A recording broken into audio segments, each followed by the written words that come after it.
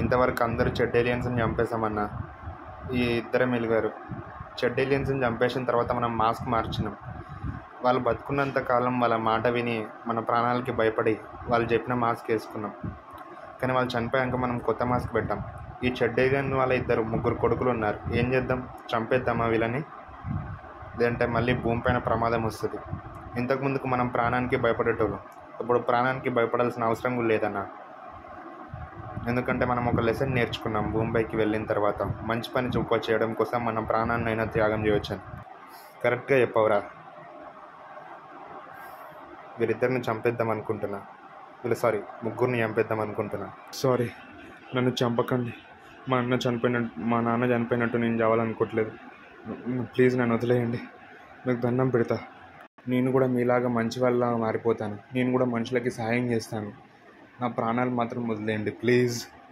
సరే అన్న, వీళ్ళు మంచి వాళ్ళగా మారుతారంటున్నారు కదా, వదిలేద్దాం. సరేరా, నువ్వు చెప్పినట్టే మంచి వాళ్ళగా బతకండి. రేయ్, మనం పెట్టుకుంటున్న మాస్క్ వేసేయండి రా వాళ్ళకి. అలాగే అన్న. ఆ రోజు అలా మాటిచ్చారు, ఈరోజు ఎందుకు మాట తప్పారో నాకు అర్థమైతలేదు. నాకు కూడా అన్న. అయినా వాళ్ళు ఉన్నది ముగ్గురే, మనల్ని ఏం చేస్తారా?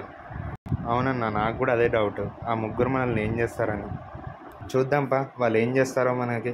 ఏలియన్స్, ఎందుకు మీరు ఇలా చేస్తున్నారు? గన్స్ పట్టుకొని వదిలేయచ్చు కదా. అయినా మనం ఫ్రెండ్స్ అయిపోయాం కదా. మీరు మంచి ఏలియన్స్ కదా. అవును, ఏంటి చంపేస్తారా ఏంటి? ఎన్ని రోజులు ప్రాణానికి భయపడి మా ప్రాణాలు ఎక్కడ తీసేస్తారని చెప్పేసి చెడ్ ఏలియన్స్ కొడుకులని మమ్మల్ని చంపుదామనుకున్నారు. కొత్త మాస్క్ కూడా పెట్టారు. ఇంతకుముందుకు మేము వేరే మాస్క్ వేసుకునేటోళ్ళు. ఇంతకుముందుకు చావుకి భయపడేటోళ్ళు ఇప్పుడు చావుకి కూడా భయపడతలేదు. మమ్మల్ని ఎక్కడ చంపేస్తారని చావుకి భయపడి మా నాన్నలు చనిపోయిన విషయం కూడా మర్చిపోయి, వాళ్ళ ప్రాణాన్ని త్యాగం చేశారనే విషయం కూడా మర్చిపోయి మేము భయపడుతూ వాళ్ళ బతుకుతున్నాం. ఇప్పుడు అనిపించింది, ఇప్పుడు మాది ఏజ్ అయిపోయినా చనిపోతాం, వీళ్ళు చంపినా చచ్చిపోతాం. అప్పుడు చావుకి ఎందుకు భయపడేదని చెప్పి భూమిని ఆక్రమించుకోవడానికి వచ్చాం. మేము ముగ్గురం ఈ భూమిని ఆక్రమించుకుంటాం, లేదంటే మా నాన్నలాగా చనిపోయి మా నాన్న వాళ్ళ దగ్గరికైనా వెళ్ళిపోతాం. అంటే మిగతా ఏలియన్స్ అంతా లోపల ఉన్నాయి అనుకుంటున్నారా? అవును, లోపలనే ఉన్నాయి. కాకపోతే అంతా లాక్ వేసేసా. ఇప్పుడు ఆ ఏలియన్స్ మనల్ని ఏం చేయలేవు. ఇప్పుడు లాక్ తీస్తే కానీ అవి బయటికి రాలేవు. ఆ లాక్ వేసే ఉంటుంది, మేము భూమిని ఆక్రమించుకునే ఉంటాం. అన్నా, ఎవరో లాక్ వేసారన్నా.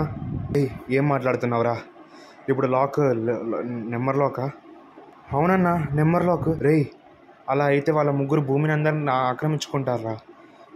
ఎలా రా? మనం ఏం చేసేది? నాకు కూడా అదే డౌట్గా ఉందన్నా. సరే, ఏం జరుగుద్ది అది జరుగుద్ది. బయటికి లాక్ నెంబర్ తెలిసేంత వరకు ఇక్కడనే కూర్చుందాం. అలాగే అన్నా.